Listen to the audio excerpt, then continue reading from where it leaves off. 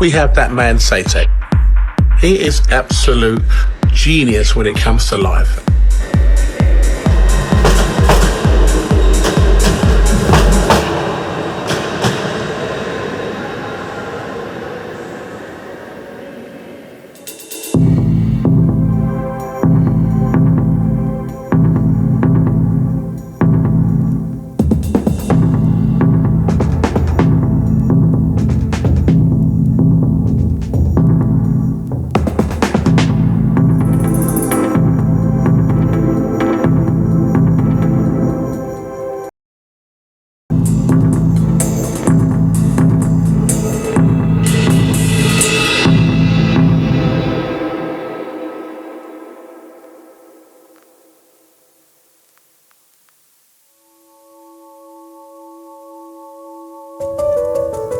Hello, my name is Saytek. I am a house techno live act producer. I'm currently living in Reading, which is just a little bit outside of London. From early on, I think I was only about 8 or 9, started this obsession with kind of electronics, musical electronics, like music production gear. I asked my mum and dad for a drum machine for Christmas, which was very, very unusual. I don't know why it just kind of grabbed me, but it did at a very young age. And when I first listened to Aphex Twin Ambient Works Volume 1, you know, the kind of emotions that it brought up in me and the feelings it brought up were just unbelievable. And it was just this idea in my head that it didn't have anyone singing in it, didn't have anyone playing guitar. It was just a man and these machines, or a person and these machines. I really felt it was something that our generation was very, very lucky to experience. Hey,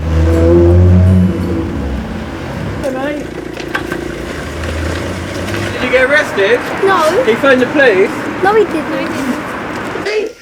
What a mammal.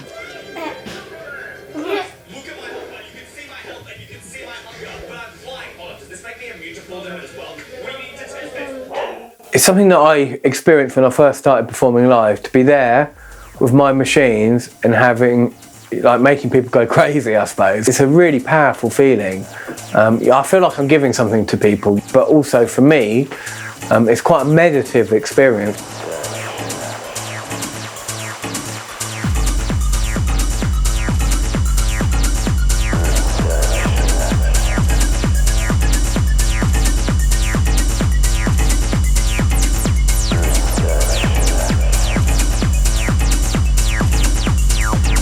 And it's just you and you're concentrating and you kind of go into a zone.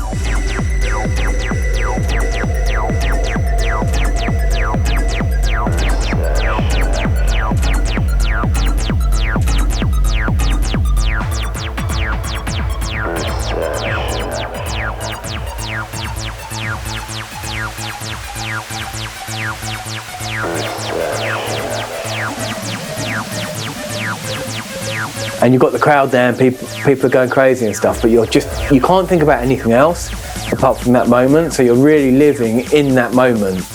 And that's really powerful. It's a way of connecting with people and it's a way of sharing what I love, because I'll make the music in the studio. To go out there and know that I'm kind of giving other people that feeling from what I'm doing is a great feeling.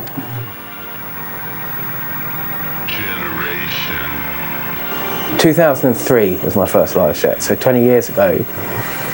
House and techno music was not as big as it is now.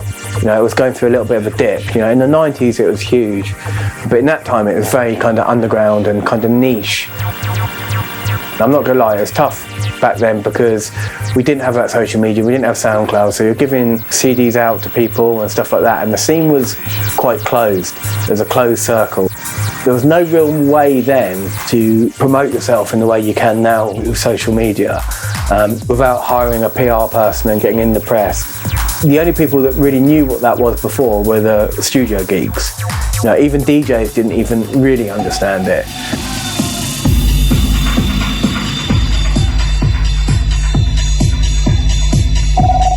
The social media has come along and it's meant that I can show people, you know, my live streams on Facebook, my Instagram clips. People can see what I'm doing, and we didn't have that then. So I think that's a positive thing.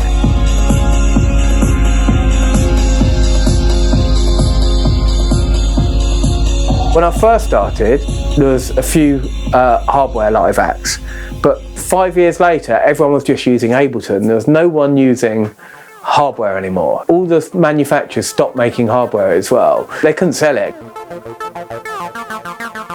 Then, I can't remember exactly where it happened, but I think it was about 10 years ago, Roland started releasing the TR-8 and Korg started releasing the Volcas and stuff, and there's this whole hardware revolution. You know, you had the Electron stuff, the analog rhythm, the analog 4, and this whole hardware thing just exploded again. And then what you started seeing is a lot of people just using hardware, not using Ableton at all. But I've always used both. I've always seen the advantages of using Ableton and hardware together, and that's what I love. Trends and fashions will come and go, but I think this core techno and house music will carry on going. And when you've got someone like Carl Cox pushing it, then it is getting bigger. You know, the live performance is getting bigger. Whether it will ever supersede DJing, I don't know, because DJing is such a big part of our scenes. See you, man. Take it easy. Thank you. See you next time, yeah? See you next time.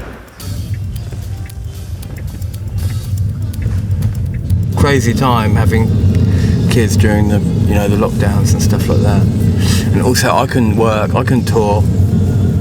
It was difficult because I was reaching a point in my career where I had loads of amazing gigs and had this amazing diary, and then within a couple of weeks it was all gone. Everything was cancelled. But I made lots and lots of music, and that actually made my second album on Awesome Soundwave. That was all made during COVID. So I used it well, but it was not easy. I don't think it was easy for anyone, but if you're a touring musician, I think we got hit pretty hard. Well, it's busy.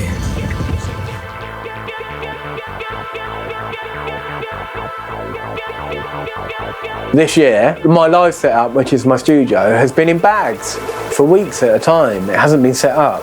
So when it came to the time when my tour dates started going down, I literally had so many ideas inside me, so much stuff inside my head that I just couldn't wait, and I was just like, bang!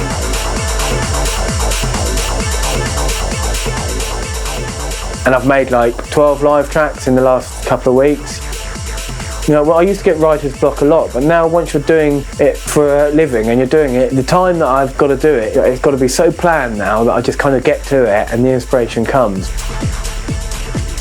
You know, there's a few out there that are doing really good live stuff in terms of, live performance. Petro is doing really, really cool live stuff on Instagram. His sound is really good, man, and really impressive stuff. Like, I hear quite a wide range of music as well, but it all sounds like really well put together, really nice. Also, Anon Bast, she is on Awesome Soundwave like I am as well. I love her music, but, you know, even my wife loves her music even more than I do. So I think at the moment they're the two live acts that, you know, they're really doing it for me.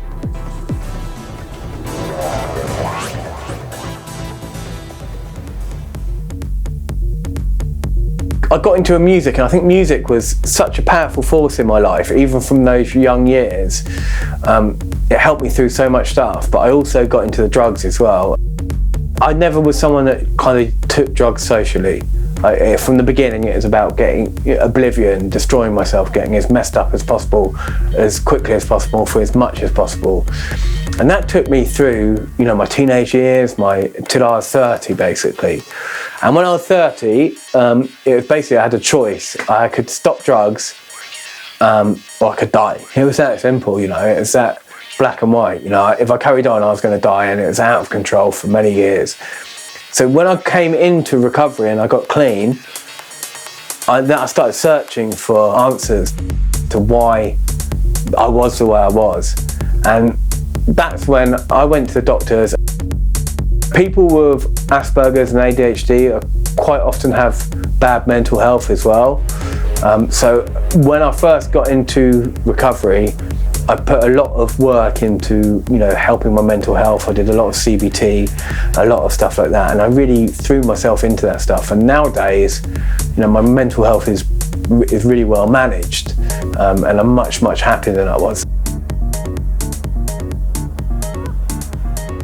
better than, the best memory is, that change of becoming someone that is unhappy, someone that isn't well mentally, someone that is addicted to drugs, and becoming someone that is overcoming those things, because life is much better.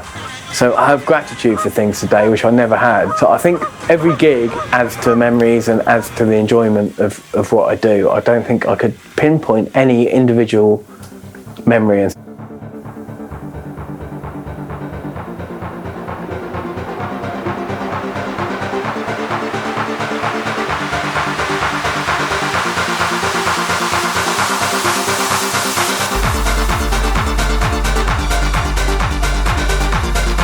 2023, I will be celebrating 20 years of performing live. I've already spoken to Awesome Soundwave about the possibility of an album to celebrate that. Obviously, they have to hear the tracks and like the tracks. In the short-term future, I just want to, get this new live stuff that I've got out there. I've already got some good releases. I've got stuff coming out on R&S, which is my favourite record label of all time. In the long-term future, I just want to do what I love, be able to do that. As you get older, it's got hard recently. I've noticed staying up 3 days in a row is not as easy as it was when I was, a kid. Saying that, a lot of people I know who I grew up listening to in my teenage years, they're still at it, and they're still doing loads of gigs and stuff like that in their 60s. So if they can do it, I guess I can as well. So it's just about continuing doing what I love.